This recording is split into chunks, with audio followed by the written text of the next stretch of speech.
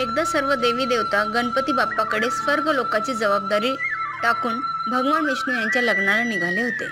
गणपती बाप्पांना स्वर्ग लोकाची जबाबदारी देण्यामागचं कारण होतं की सर्व देवी देवतांना बाप्पाच्या अवाढव्य शरीरामुळे आणि त्यांच्या जास्त खाण्याच्या सवयीमुळे त्यांना त्यांची लाज वाटत होती. म्हणून ते त्यांना जबाबदारी देऊन गेले होते. अर्थातच गणपती बाप्पांना हे लक्षात आलं. त्यांनी या गोष्टीचा बदला घ्यायचं ठरवलं आणि त्यांनी एक योजना आखली. बाप्पांनी उंदीर मामांना सांगून देवी लक्ष्मी यांच्या घरी जाण्याचा मार्ग खोडून काढला. देवी देवता रथामध्ये बसून चालले असताना त्यांचा रथ त्या रस्त्यात अडकला. मग त्यांनी मदतीसाठी हाक दिली. तिथल्या एका शेतकऱ्याने ती ऐकली आणि तो मदतीसाठी धावून गेला आणि एका झटक्यात गणपती बाप्पांचं नाव घेऊन त्याने रथाला बाजूला केलं आणि अडथळा दूर केला. बाप्पाचं नाव घेतल्यामुळे कशी ताकद मिळते हे त्याने सांगितले.